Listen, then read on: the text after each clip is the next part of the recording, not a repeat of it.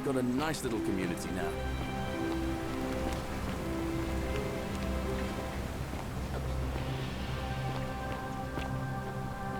Only 23 of us at the moment, if you count the 3 who are missing. No idea how, since nobody knows a way out. But it's just big and dark enough to get lost in, if you're not careful. Aren't you going to introduce me to your handsome new friend, Galerius? Keep it in your loincloth, Aurelia. I'm taking him to see the magistrate. That pompous old bore won't be magistrate for much longer. Anyone who helps vote him out today drinks at my bar for free tonight.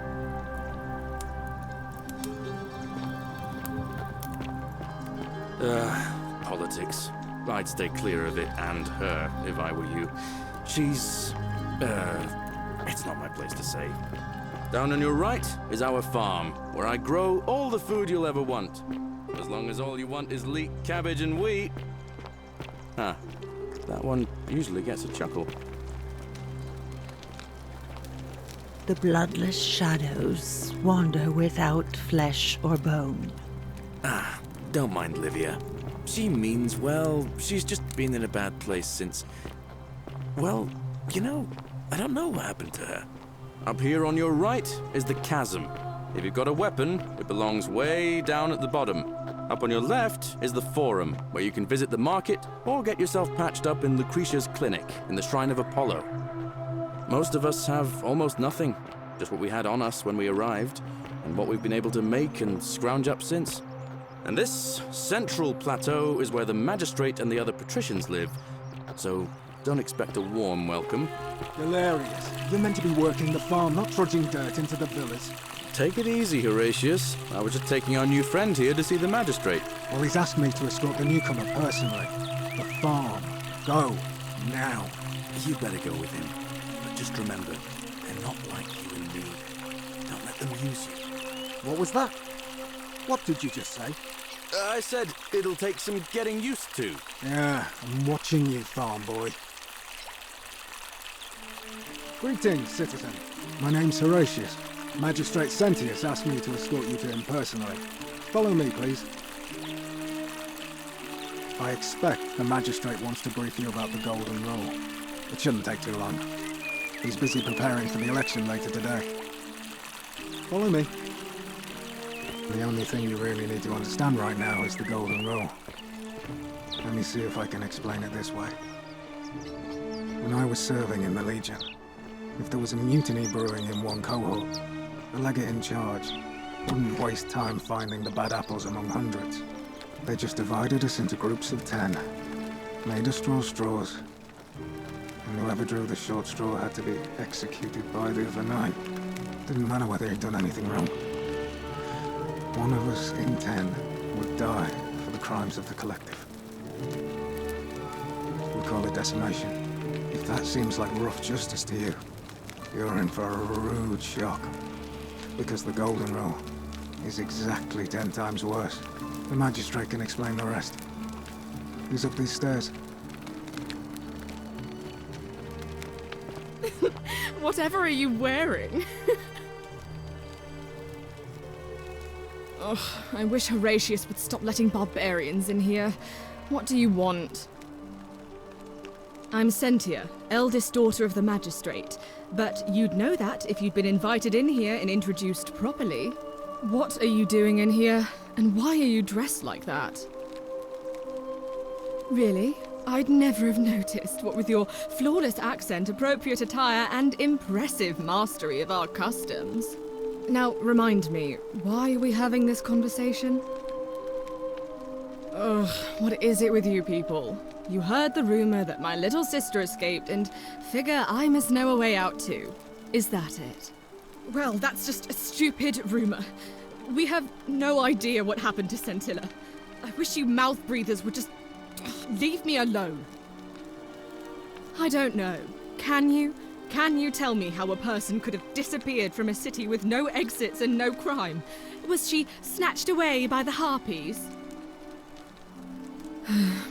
It was 3 weeks ago. We ate our evening meal together, and I remember she seemed happy. In love. We went into our rooms, I went to sleep, And when I woke up, she was gone. That's it. I think so, yes. But she was very careful about keeping his identity a secret, even from me. Because our father had plans to marry her off, eventually, and even a rumor about her attachment to some mystery man might have ruined those plans. I don't know, but it's been 3 weeks since she disappeared, and he hasn't come forward. That might speak to a guilty conscience. All I know is, whoever he is, he's still here in the city. You really aren't from here, are you? All Roman women are named after their fathers. I think it's their way of branding us, like cattle to be sold at market. His family name is Sentius, so I'm Sentia because I'm the eldest, and my little sister is formerly Sentia Minor, but she is affectionately known as Sentilla. Why? Because I'm on this couch and not pacing about the villa, wasting energy? I hope you're not insinuating I'm somehow pleased with her disappearance. If you must know, I'm here because my father has forbidden me from leaving the villa. I couldn't bear to lose you too, he says, as if he loves me, and not because he needs at least one daughter he can trade off. So you'll help me find her? Oh, thank you. You should probably take a look through her room. It's the one just by the front door. Maybe you'll find something the rest of us missed. Thank you.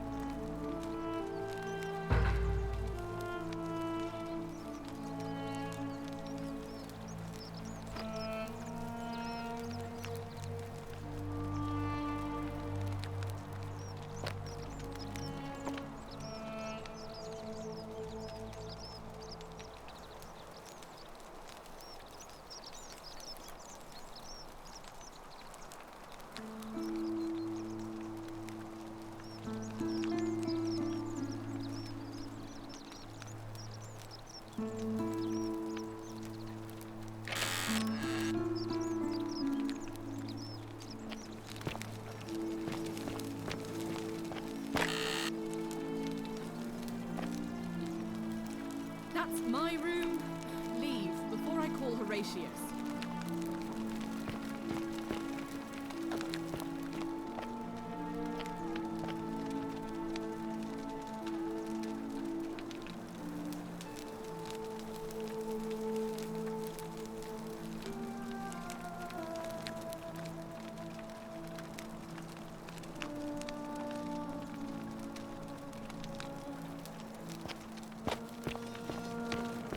Ugh, this place has become a thoroughfare.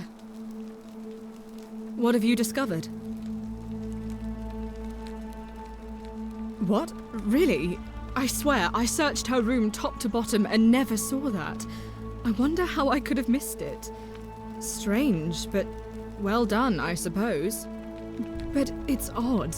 It was only a few months ago that Sentilla's friend Julia let slip she was planning an escape of her own. And yet, Julia's still here. You should go and speak with her. Find out if she knows anything. She lives in the villa next door.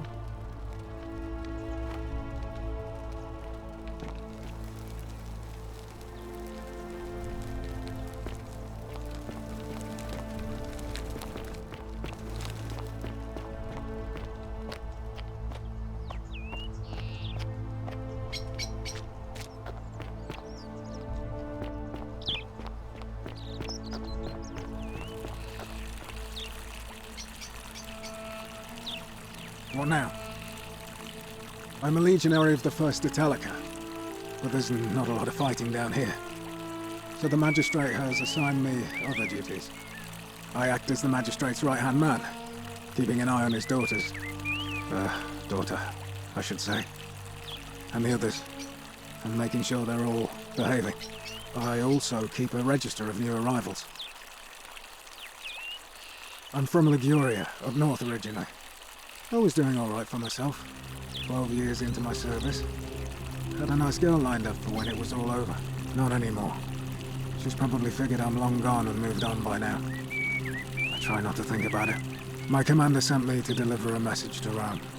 While I was there, I thought I'd do something nice for my girl and pick up a little pendant from a silversmith. That's when the crowd started flooding through the streets, shouting fire. People were screaming, trampling each other. Then some Genetricum Fugitor tried to take advantage of the chaos and pinch my pendant. I remember chasing him through the crowds, down towards the river. And then, nothing. Blacked out and woke up near here. No idea how I ended up floating so far downriver. But I'm fortunate to be alive, I suppose. Ah, don't be. As Seneca the Younger said, difficulty strengthens the mind, as labour does the body. That said, Scintilla's disappearance has been more difficult than I'd care to admit. He's one of the better commanders I've ever had, that's for sure. Good stoic. Lives by Seneca's words. Treat your inferior as you would wish your superior to treat you. Can't ask for much more than that.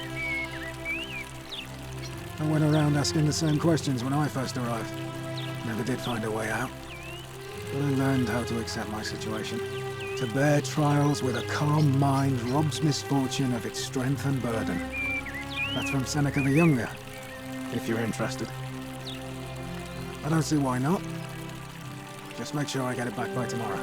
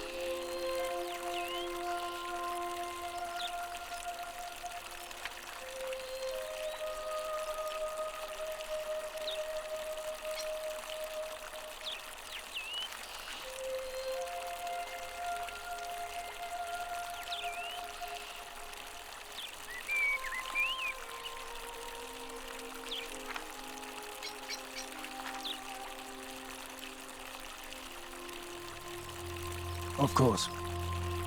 Well, as I always say, it's kind of like a divine version of the practice of decimation in the Legion.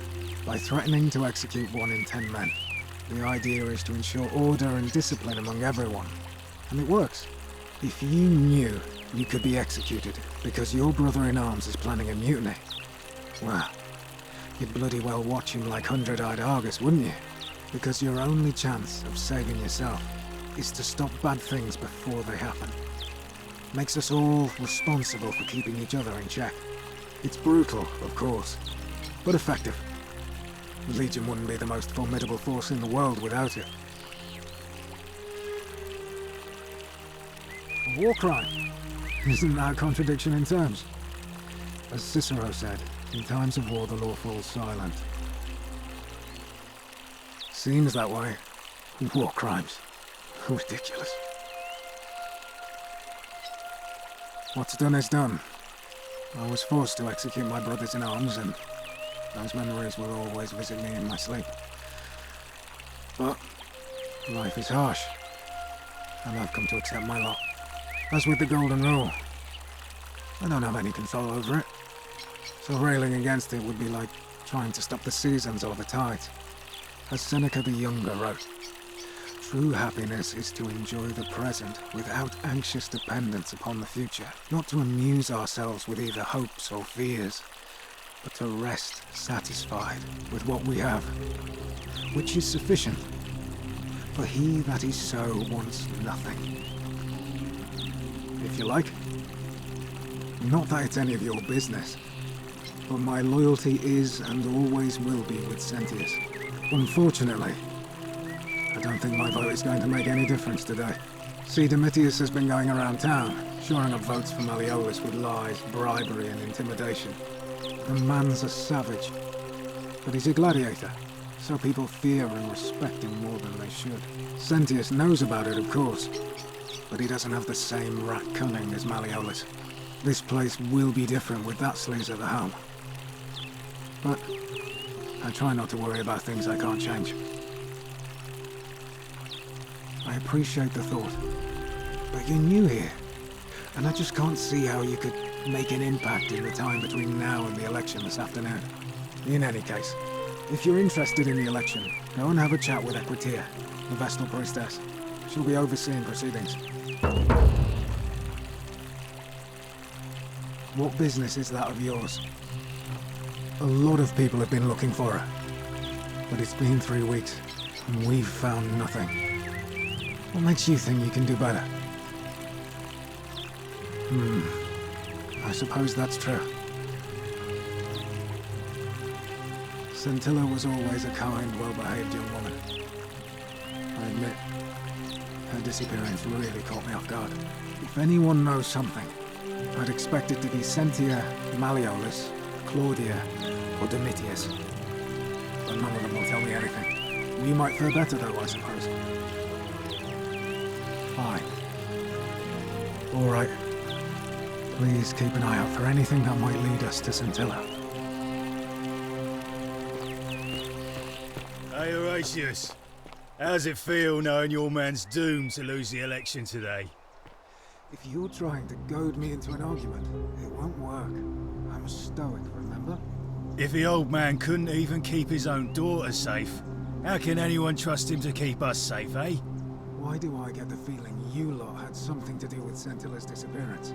That's it. Blame everyone but yourself. If I find out you did something to that poor sweet girl, not even the Golden Rule is gonna protect you. Got it?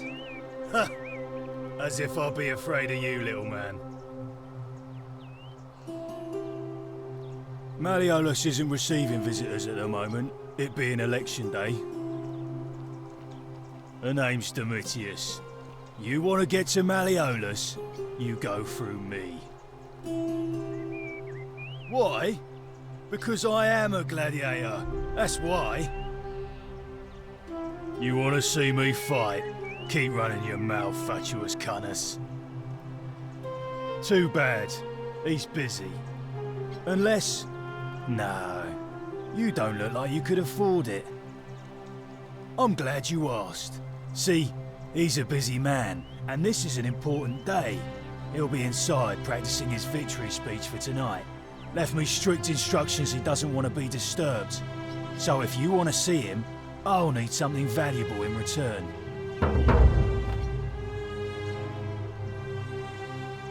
Bribe? That's such an ugly word. What I'm looking for is more of a tribute to me, your soon-to-be patron. Dunno, something good. Just make it good.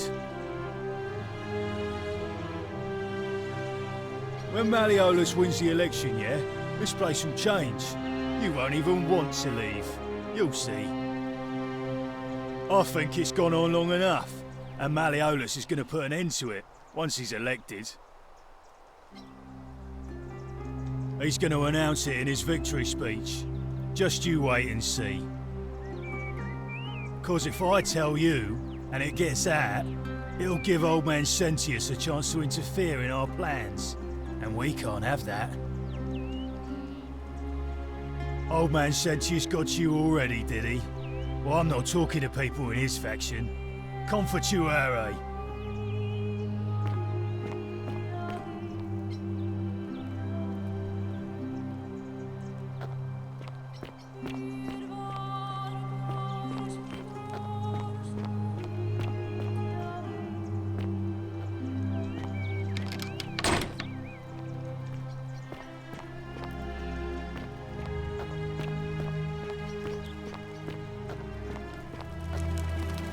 Hey! You're not thinking about going into the cistern, are you? Nobody's told you about Hannibal? Ugh, why do I have to do everything round here? So, there was this guy called Hannibal, right? Funny accent. Used to go down into the cisterns looking for junk he could clean up and sell. One day, a few weeks back, he comes out and tells me the cisterns are haunted. Said he could hear spirits wailing. Of course, nobody believed him, because who trusts a Carthaginian, right? Anyway, a few days later, he goes back in. And hours go by, and he hasn't come back out, yeah? So I go down after him, and it's dark. But in the distance, I can just make out his body, sprawled out on the ground. And hunched over him was something that made my blood run cold. No word of a lie, I saw a creature. Like the corpse of a man who'd been flayed. And it was eating Hannibal. What any sane person would have done. I legged it out of there and put a sign at the door to warn the others. Without a weapon? Well, it's your funeral.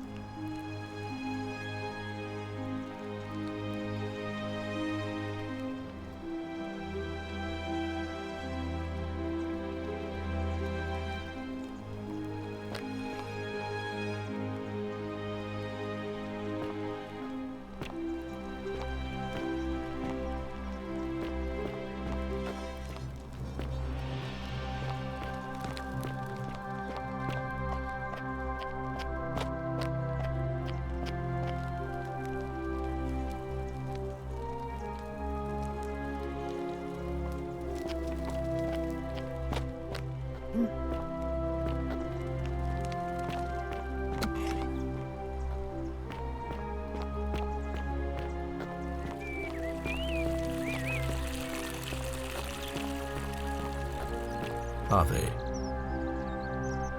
We're finally alone. I assume you already know who I am. May I know your name? A curious name to match a curious accent. But I digress. I see you have the piercing and astute eyes of a man of great learning. We're always happy to welcome another scholar to our little community. Equitia will be delighted to meet you, I'm sure. Now, you're probably wondering why I summoned you, and I'll get to that. But first, take a look at this wondrous place, would you? A secret city built deep in the mountains, many hundreds of years ago. Indeed. More importantly, consider the miraculous community we've built here over the last 7 months. 22 complete strangers brought together by the fates, living and working together in our own little paradise.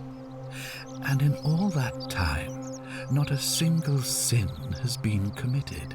No fights, no theft, nothing. Have you ever witnessed something so extraordinary as a city without sin? Nor could I until I came here. But the reason for this miracle is as simple as it is terrifying. If even one person commits a sin here, every last one of us will die. You see, the builders of this place, whoever they were, left inscriptions warning, "The many shall suffer for the sins of the one." From what we can gather, breaking the law here will anger the gods and provoke a terrible punishment. like the curses of Medusa and Midas combined, turning us all to gold. We've come to call it the Golden Rule. It's extraordinary that we've survived as long as we have, and each day I grow more and more afraid that our time in the sun is almost up. And now it seems that day is finally here. All that matters is that somebody in this city is about to break the Golden Rule. Why else would Proserpina send you now? Unless you and I can stop them, our doom is assured. I know that's a lot to take in, and you look like you have questions. Please, ask away. An intelligent question. There was a good deal of debate about that in our first weeks here. Does it refer to crimes, or to some other ill-defined wrong? Of course, everyone agrees on the basics. No theft, no assault, and certainly no murder. But beyond that, it was more difficult to reach a consensus. What about lying, insulting someone, blasphemy, trespass, trying to escape, bribery, infidelity, suicide? As magistrate, I had to exercise leadership, and so I made a decision. We must uphold the laws of the Empire to a standard never before seen. And we must honor the peace of the gods, the sacred accord between the gods and the people of Rome. It is only by offering the gods the proper respect that we may prosper, as Rome has for centuries.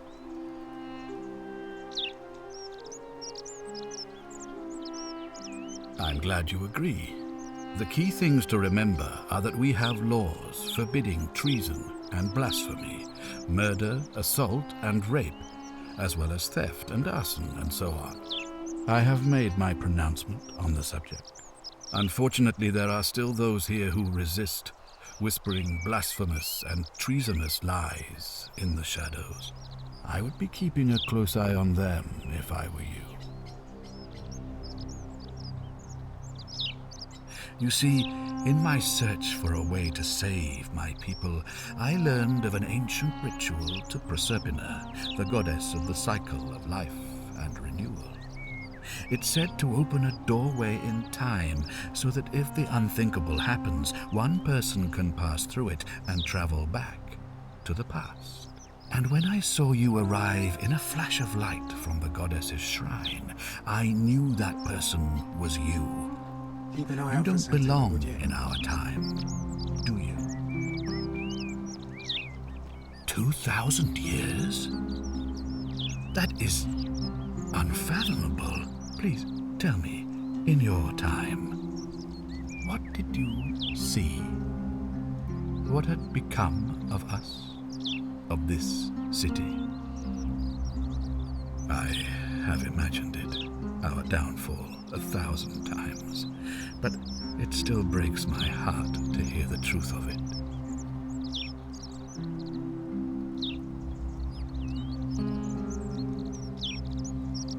All I can tell you is that it's a ritual sacrifice to Proserpina. I stumbled across instructions. I have to recite a prayer, and of course, as with all rituals, some sacrifice is involved.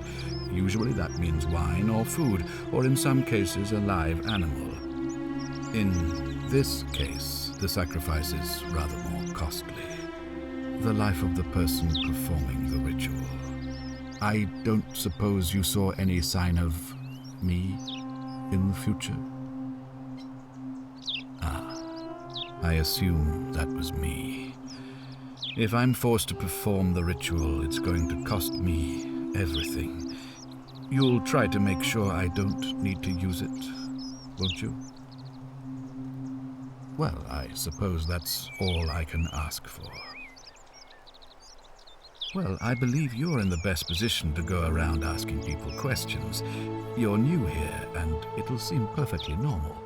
As for me, well, it pains me to say my attempts to impose order have not earned me many friends.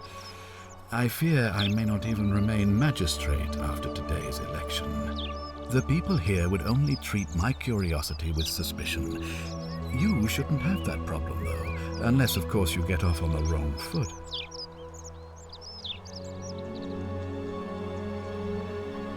Do you ever stare at a problem for so long that you can't see it for what it is anymore?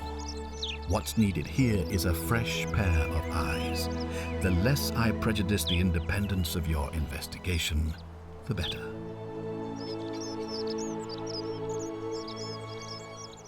Ah, so you know about that already. It's a devastating loss, of course, but that was over 3 weeks ago, and whatever happened to her, it didn't break the Golden Rule, so I don't think it's connected with our imminent demise. Still, if you happen to find her and return her to me, I would be eternally grateful.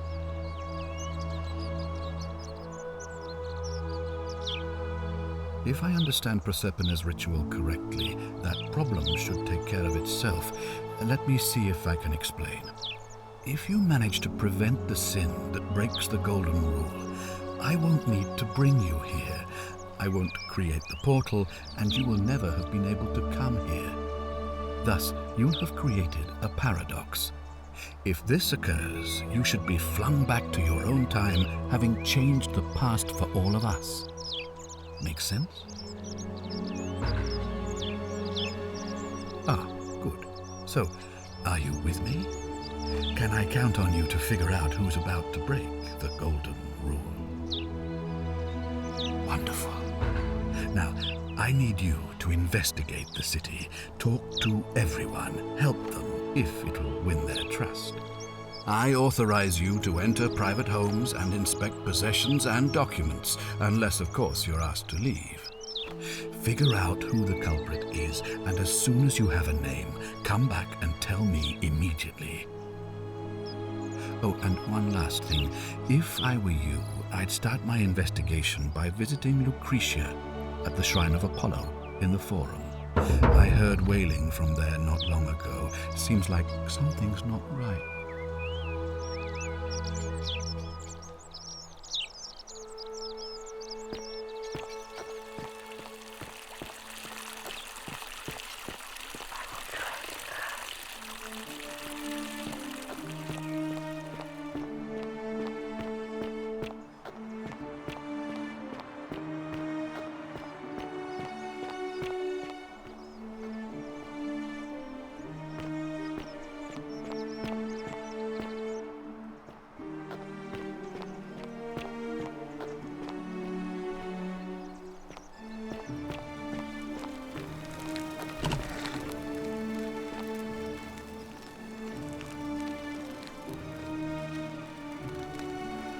Give me a moment.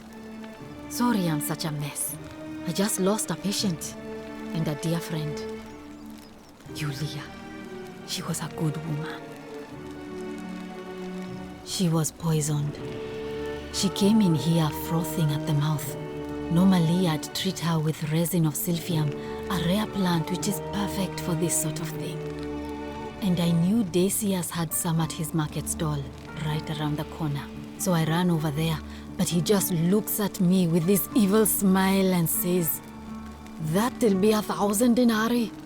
There was no way I could afford that, and he knew it.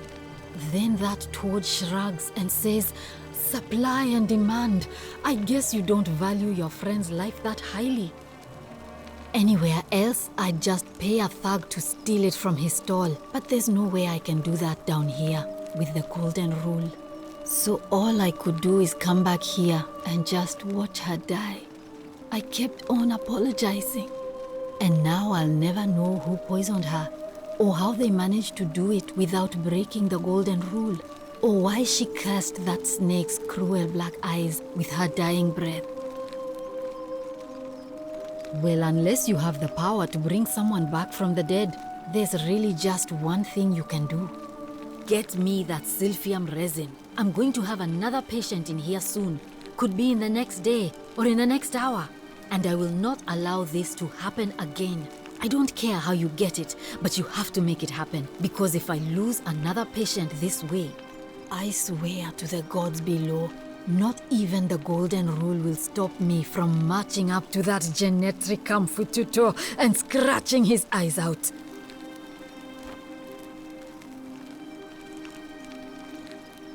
Well, come back if you get sick or injured. Day or night, I'll do what I can.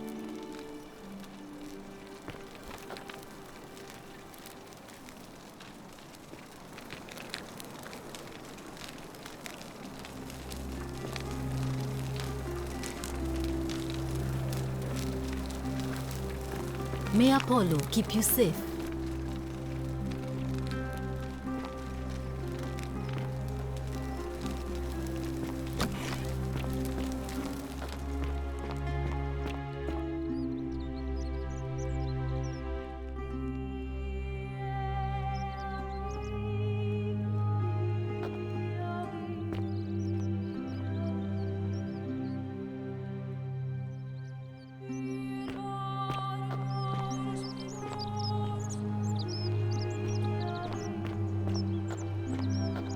Salve.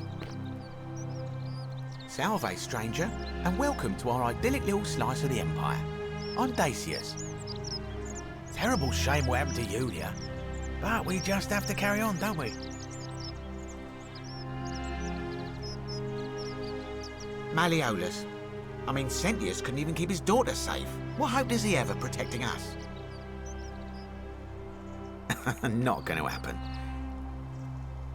It's terrible for inflation is what it is. There's so much gold just lying around, it's practically worthless. At least down here.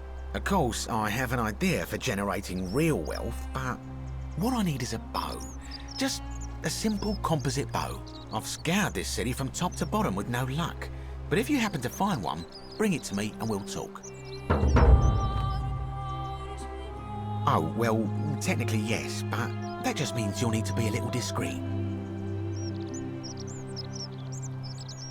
No need to decide on anything yet. Just sleep on it, yeah?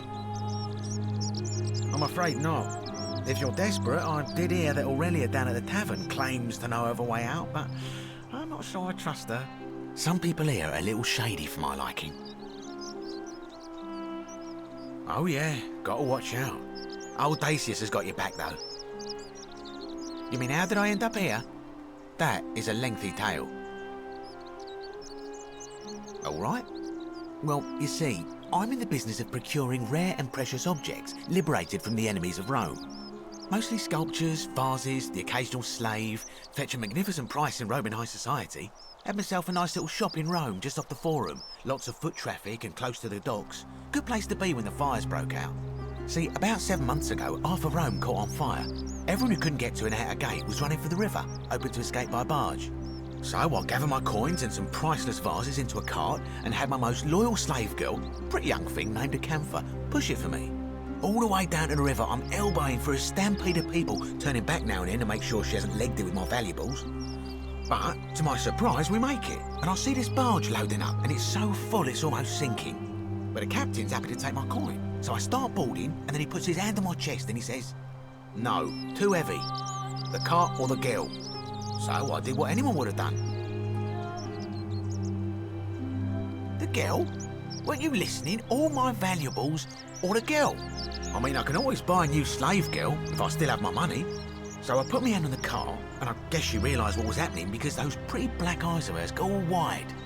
And in one swift motion, she topples the whole bloody thing into the Tiber. No, I dived in after it, of course. Aren't you paying attention? That was a bloody fortune. Only, I guess I must have hit my head or something, because everything went black. When I came to, I'd washed up on the riverbank, not far from here, with nothing in the world but a single silver coin. I couldn't agree more. I mean, sure, I'd lost a few thousand denarii, but I've already made it back, and this place is a veritable treasure trove. Look around you. There must be more gold in here than in the treasury of Rome. If I can just figure out how to get it out of here. Certainly. All I ask is a reasonable price of 1,000 denarii. That's hardly my concern. But if you get a job, work hard and save your coins, you should be able to afford it within, say, 5 years? Oh, it's perfectly legal. Simply a question of supply and demand, I'm afraid. Take it or leave it. Hear what? You sure you're feeling all right? If you're hearing things, perhaps you should pay a visit to Lucretia's clinic. We don't want another Navia on our hands. She claimed the statues were whispering to her. Nobody else could hear it. Then she shut herself in the palace and we never heard from her again. But I digress. Do you want this silphium or not? Very well. Perhaps I can interest you in something within your budget? Very well. Another time.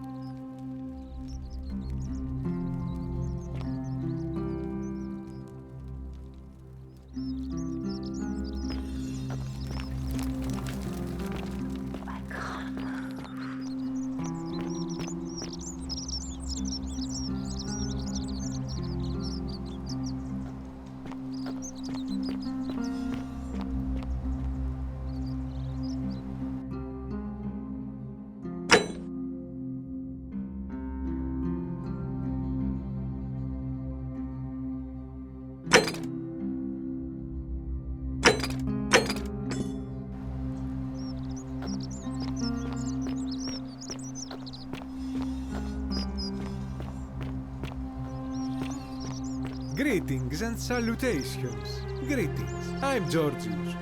It gladdens me to see another foreigner in our midst. We must stick together, you and I. And I must say, my sartorial friend, your clothing is most extraordinary. Leather boots in place of sandals, trousers with precise stitching, and such a curious design. I have traveled distant trade routes from the markets of Damascus to the farms of India, and never have I seen anyone dressed quite like you. Tell me, I must know, from which exotic part of the world do you hail? Is this a riddle, or perhaps you mean to say you feel like you are ahead of your time? I feel the same way. Another reason for us to stick together. We will have much time here to get to know one another. But for now, do you require assistance? I know you do not require clothing, so information perhaps? My story? How kind of you to ask. I am a tailor and I run the humble shop in the forum.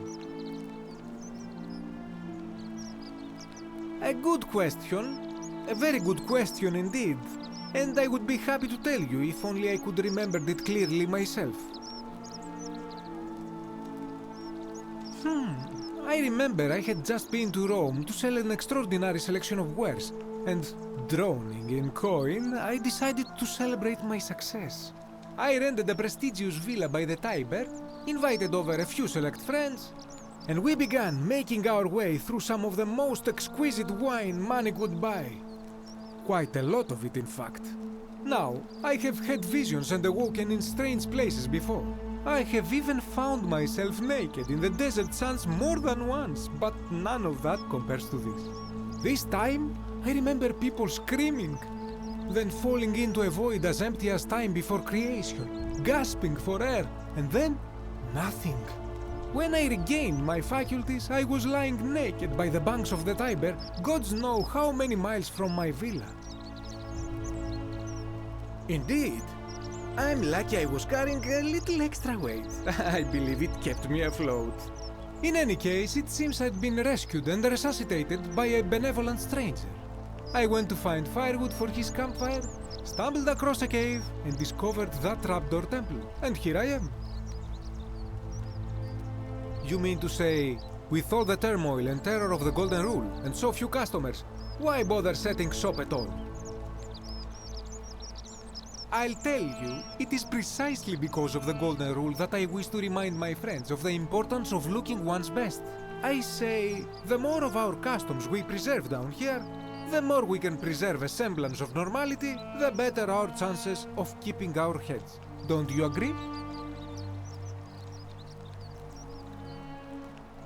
Anything you like. Shh! Not so loud! What are you playing at?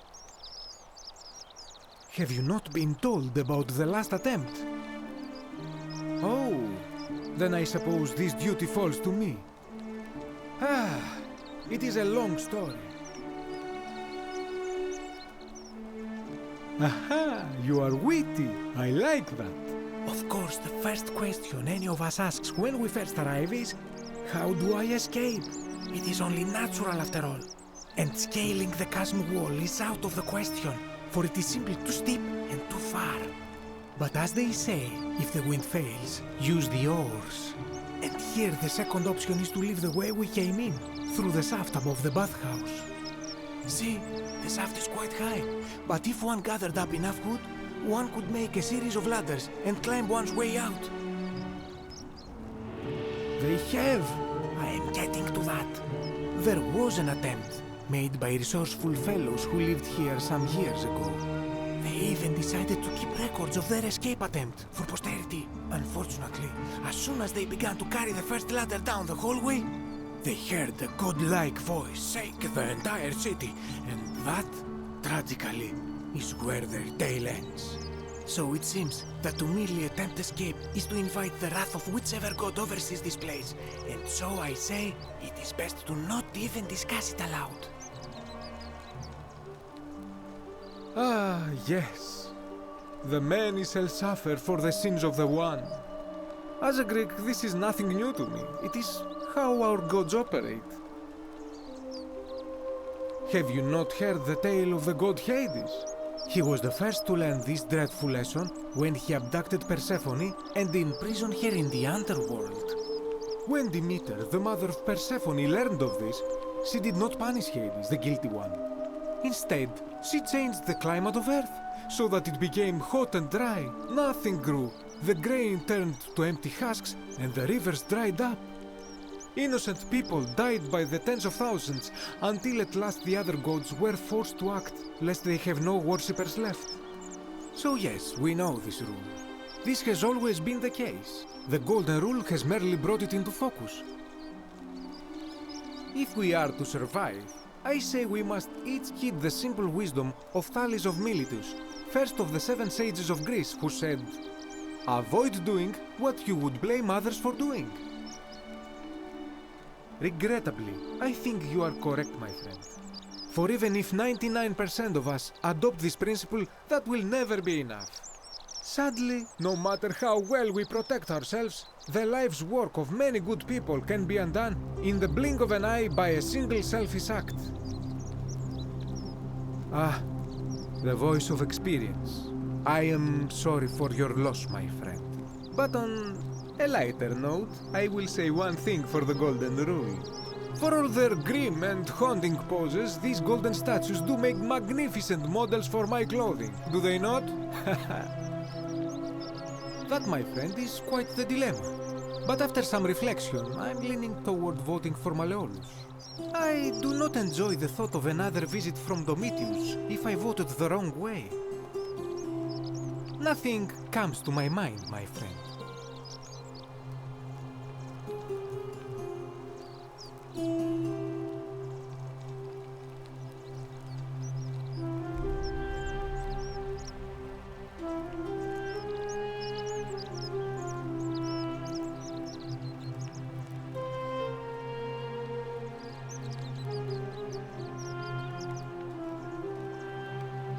I hope that our paths cross again soon, my friend.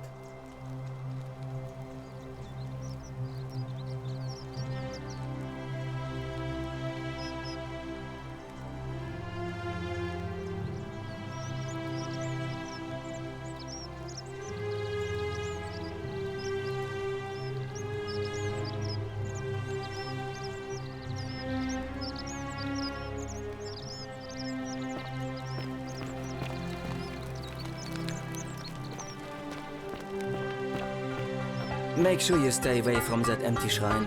It's going to collapse at any moment. Ah, a new face. Salve, and welcome to a little community. My name's impossible to pronounce for most people, so you can just call me Virgil. You arrived on a sad day, friend. What with Julia's death. I wish we could have met under better circumstances. Well, I'm an architect. Or at least I was back in Rome. That's probably too grandiose a term to describe what I do here. Help out with repairs and try to stop old buildings from collapsing on people, that kind of thing. But you probably don't want to hear about the ingenious architecture or mysterious history of this place. Oh, I'm glad you asked. Some of these shrines were constructed hundreds of years ago, which means Romans have been arriving here for at least that long. But there's one thing that puzzles me. The oldest shrine in this avenue isn't Roman at all. It's Greek. Well, yes, that could be the reason. Or it could mean that there were Greeks living and worshipping here before the Romans arrived. Which begs the interesting question, who really built this place?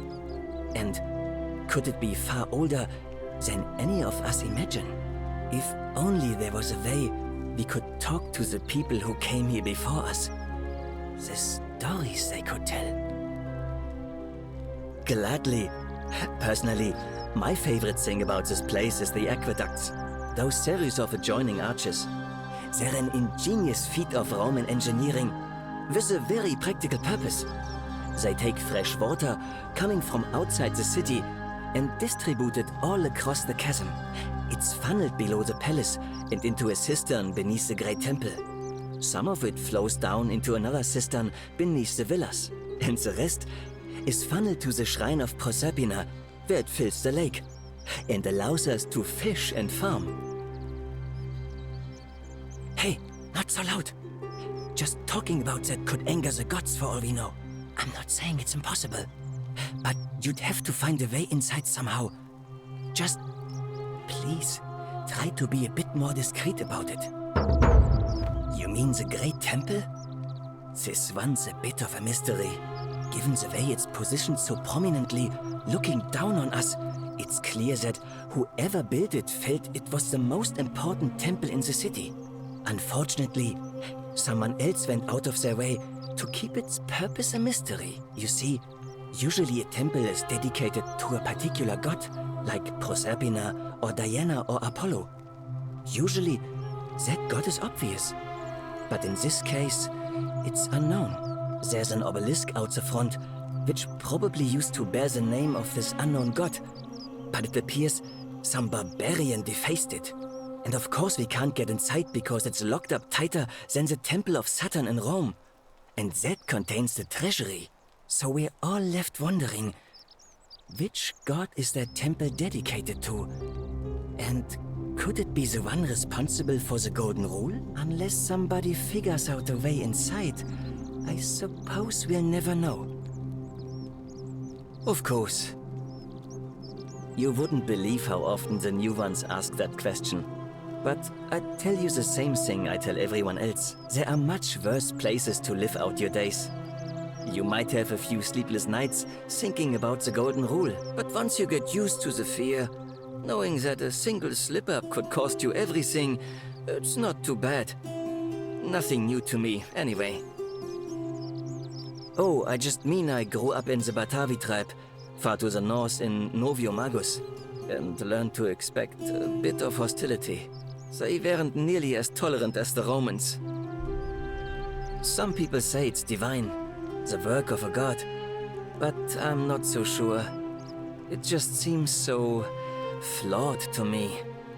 Like it's distinctly human. I mean, once you've been here long enough, you'll notice people doing things that just seem so wrong to you. But this so-called god doesn't seem to care, which means one of two things. Either you don't know the difference between right and wrong, or this unknown god doesn't. And I'm pretty sure I know the difference. Do you? Good. Then I hope you'll agree that there are only two ways of dealing with unfair rulers. The first is to leave.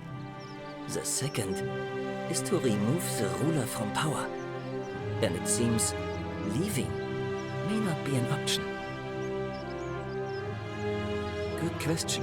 It's best if I say no more, but I hope you'll give it some thought. Look, I haven't done anything wrong, if that's what you're thinking. Somebody just has a problem with my preference for male company. Hey, nothing gets by you, huh? Sorry, that was mean. Yes, I like men. And when you grow up in the north, as I did, in the city of Noviomagus, you expect a bit of hostility. The Batavi are not known for their tolerance. I saw enough friends killed or driven away to know the cost of not keeping your personal affairs to yourself. So I hid who I was for, what was it, nearly 10 years? Watching what I said and where I looked. But that kind of fear eats away at you slowly, until living isn't any better than the thing you were afraid of. Needless to say, since I'm now living underground, halfway across the known world with an assumed name, my openness didn't go down well among the enlightened folk of the Batavi. Nice of you to say, but not necessary. In any case, the Romans are far more accepting, and among them, I get to be who I am. Or at least I thought that was the case. It seems I was wrong. It's not just graffiti. I have quite a collection of handwritten notes too. The strange thing is, I keep my personal affairs to myself. I've never really been interested in any of the men here. Not my type. So I'm not sure what I could have done to upset this person. If I had to guess, I'd say it's probably one of those cultists. Strange bunch. They insist there's only one god, and that he considers my nature a sin. Can you believe that? If there are any of them here, they won't admit it. Not since they supposedly burnt down half of Rome last year and went into hiding. All I know is, if these threats keep escalating, eventually my secret admirer is going to cross a line and break the golden rule. What? Really? I didn't expect that. But thanks. It's always a pleasure to meet someone so selfless. I'm glad you arrived when you did. I'd start by figuring out who the cultists are. Or maybe ask around among the merchants here. Someone who lives or works in the forum must have seen something. But if you find them, please don't hurt or humiliate them. I suspect they're just confused. Come back and let me know what you find.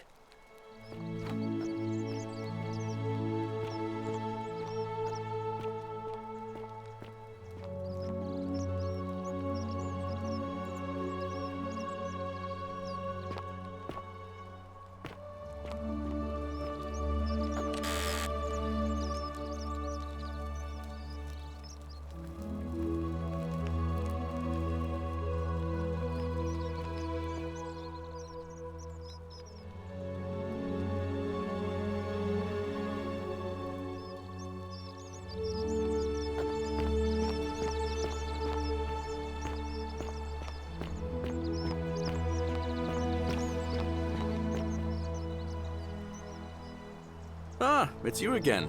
Hope you're settling in, friend. Now, what's on your mind? All right, see you around. Help! You have to do something! A man arrived in the baths. A real nasty sort, with his face all covered up. And he's got a weapon. You have to do something, or he's gonna break the golden rule. None of us do. The magistrate made us throw them all into the chasm. So now this man's bow is the only one in the city. You'll just have to improvise. Thank you. He's still in there, somewhere. I have to hide. Find me in this empty shrine when it's over.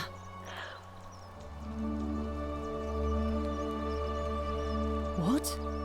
Why? All right, fine. Come and find me in my bakery instead. Please be careful. Fabia, but now's not the time.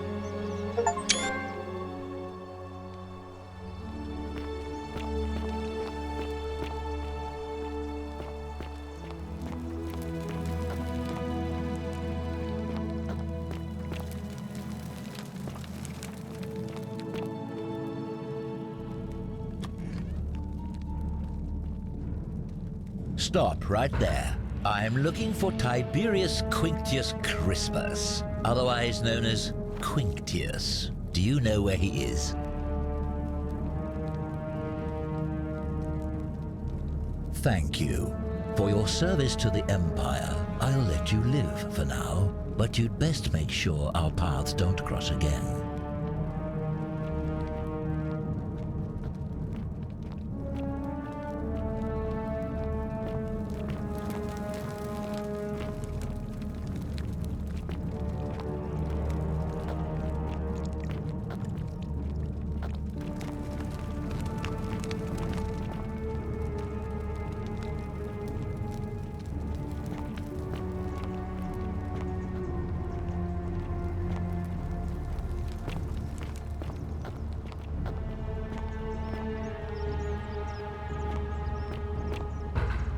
Filthy, lying degenerates!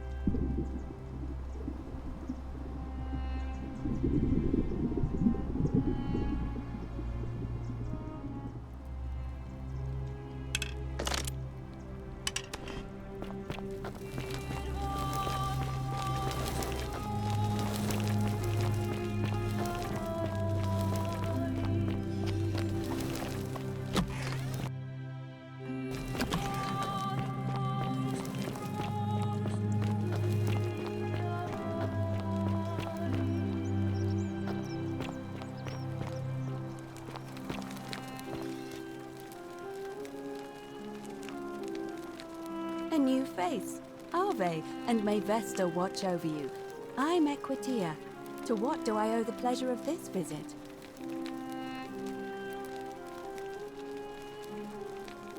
Oh my. I take it people are quite direct where you're from. I suppose it's quite charming in its own way. Usually, however, you wouldn't simply march up to a Vestal priestess and without due formality or courtesy ask, "What is your story?" The proper approach would be to arrange an introduction through a mutual acquaintance in high office, by which time you would already know how to address me. And then you would find a way to satisfy your curiosity rather more indirectly. But to be honest, I've often thought what an unnecessarily formal way to communicate that is. So, let's do it your way. You just keep being yourself and ask whatever you like. It'll be a refreshing change. You know, I'm not entirely sure. But what about you? How did you end up here? Karen, you say? And nothing about that name seemed odd to you?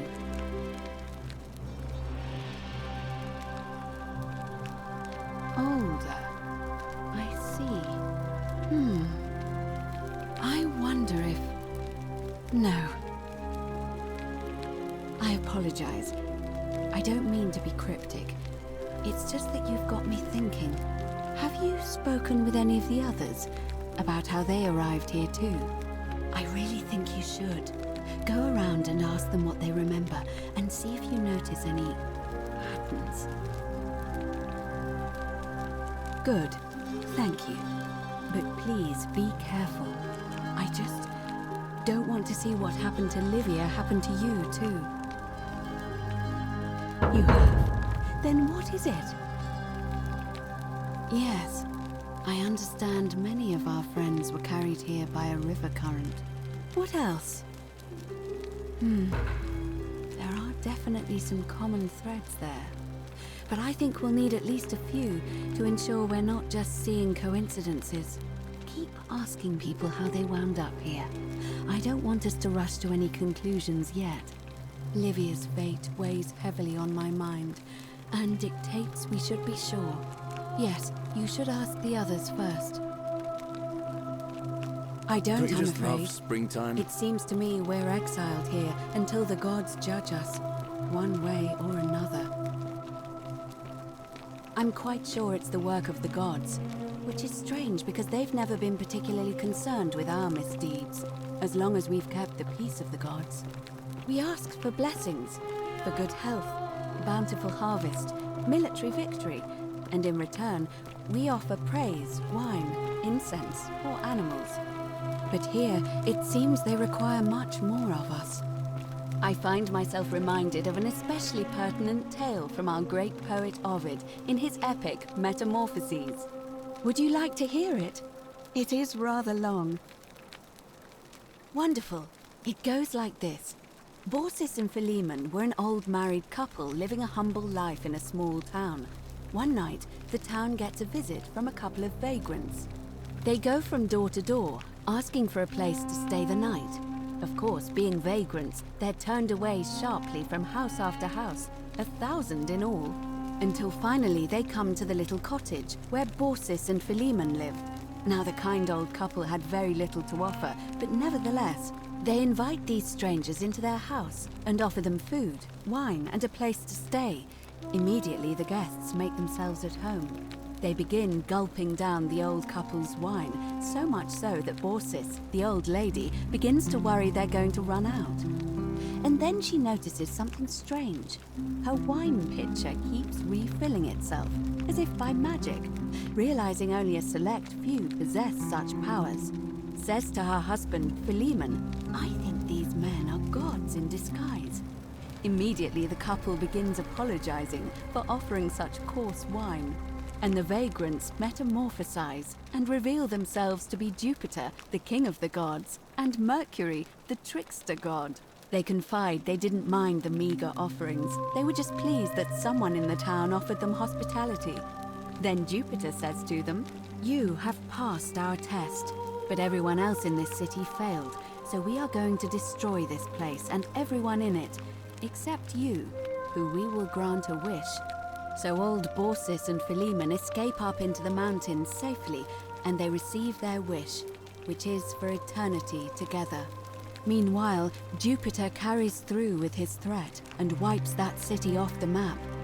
Some say the moral of that story is that we must all honor the sacred rituals of guest friendship, the reciprocal obligations owed between hosts and guests. But I like to think it's that we should always show compassion for those less fortunate than ourselves.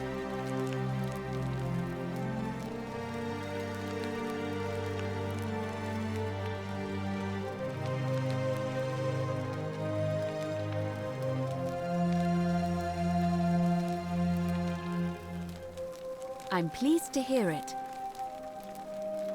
It must be completed by dusk, just the same as any other official business.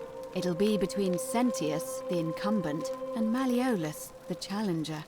Why do you ask? All of the male citizens who are willing and able to attend, unless they're running, of course. That's just the way it's always been, I'm afraid. It never sat right with me, either. There are some women who can vote, Vestal priestesses like myself, but in this case, given my role overseeing the election, I've decided to abstain. I can't allow the perception that I'm being anything but fair and independent, but if it's any consolation, there are other ways to influence the outcome of an election. By using whatever gifts the gods gave you.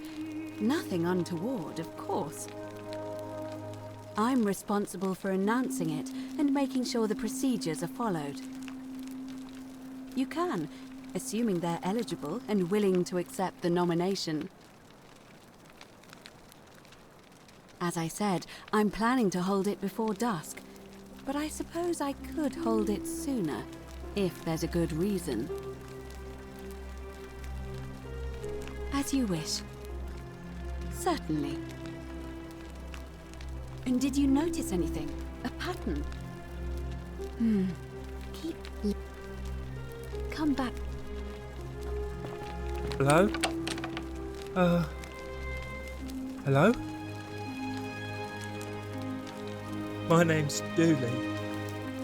I live here now because I got in trouble and they said they had to lock me up. I don't know. I don't remember things so good. I think it's just because I was looking for treasure.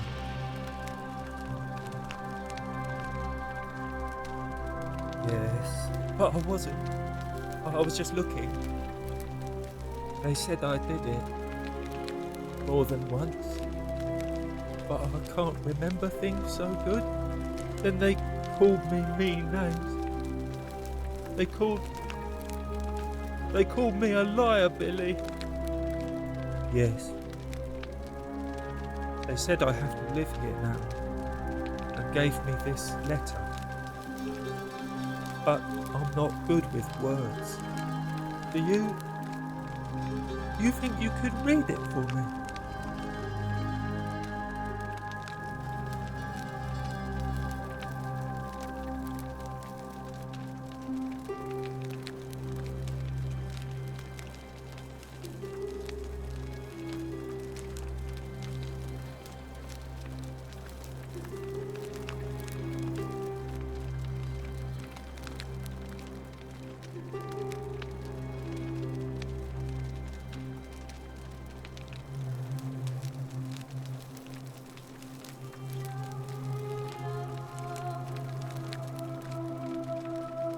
What does it say?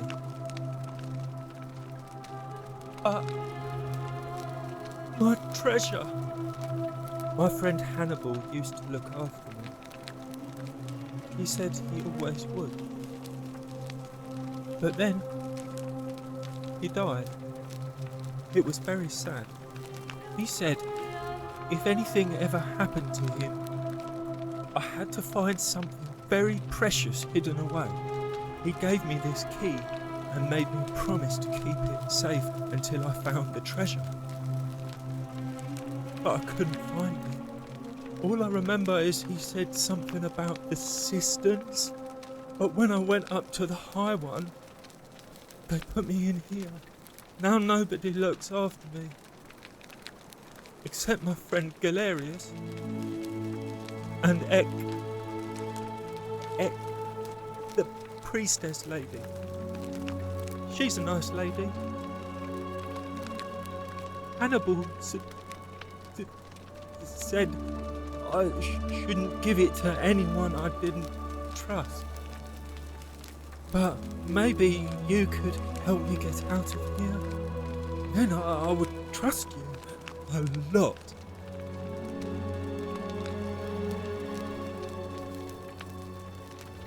You're mean. I don't like you.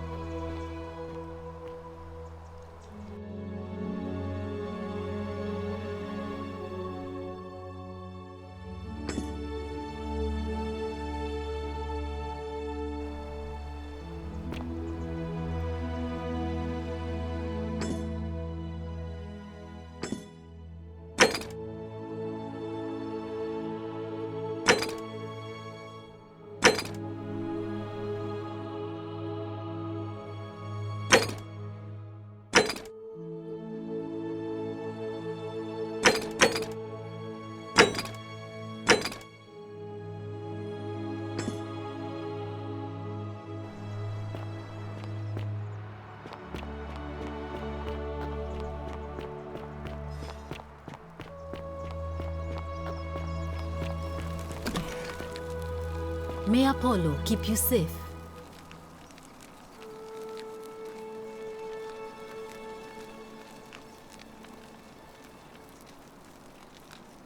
Feeling all right?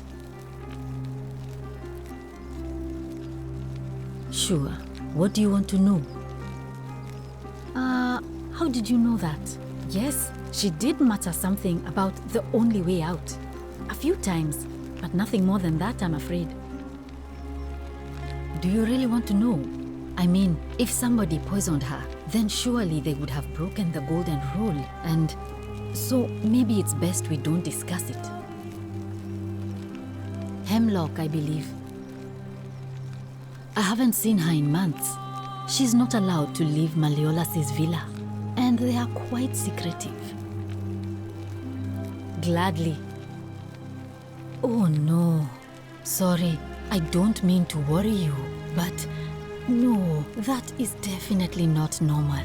There was one other person who claimed she could hear the statues talking to her. But that was Nevia, and she went a little mad.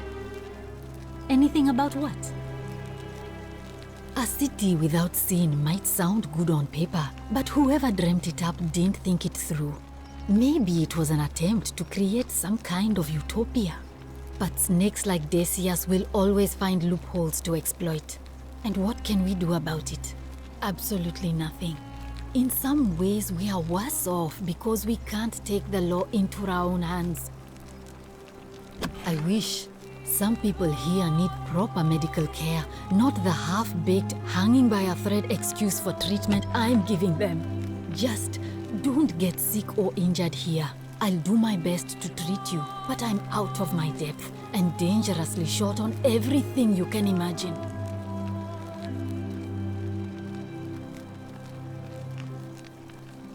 I'm Lucretia, and I'm going to be straight with you. I'm not a physician.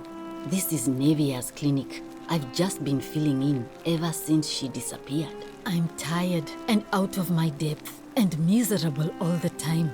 But I'd rather take this on myself than let one of you lot mess it up. My husband and I moved to Rome from Caesarea.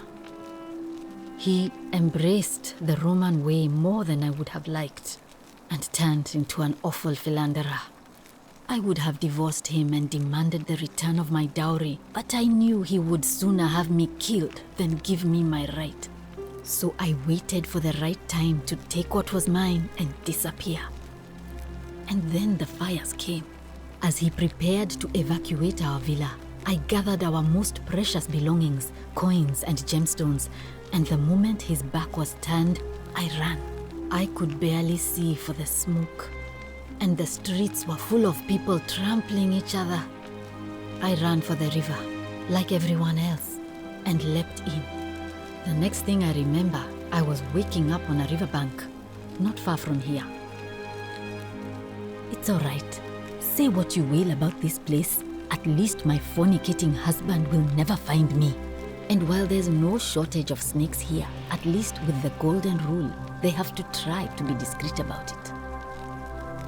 Oh, this shrine was in use as a clinic long before any of us arrived here. Kind of strange to set up a clinic in the temple of the god of disease. But the god who inflicts a curse is also the only god who can undo it. So I suppose praying to Apollo for healing kind of makes sense.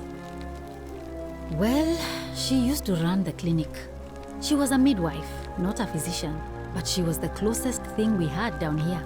And she was good too, until she suddenly lost all interest in us. One day she told me she'd made some profound discovery about the golden statues. This changes everything, she kept saying, but I had no idea what she was talking about. The last time I saw her, the last time any of us saw her, she was muttering to the statues, like she could talk to them. And then she shut herself in the palace, barred the door from the inside, and nobody's seen her since. She's been gone so long now, we figure she's either dead or up to something so strange that she doesn't want anyone else to know about it. But I really wish I could reach her, because that's the only hope I have of solving a troubling problem, a real thorn in the paw situation. One of my patients is suffering from terrible rheumatism. His joints are inflamed and he's in constant pain. I really shouldn't say. He wouldn't like it. And he's a little bit scary. He's become so irritable that the smallest things set him off. And I worry he'll end up losing his temper and lashing out. And you know what that means. I just know Nevia would know how to treat him, assuming she's still alive. But nobody seems to know how to get into the palace. Really? That would be wonderful. Thank you. Let me know how you go.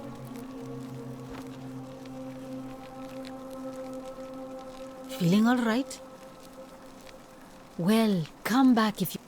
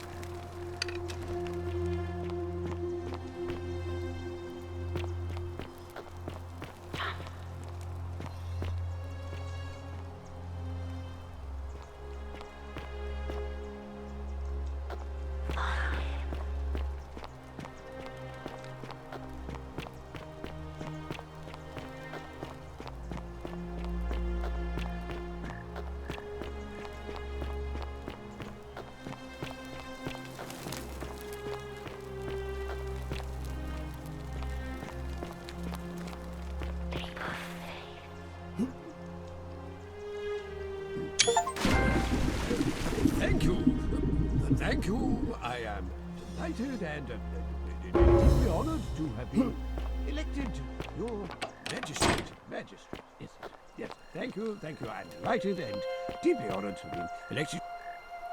Did you just leap into my villa from the balcony 100 feet above? That was either extremely reckless or impressively clever. Well, why have you risked life and limb to see me?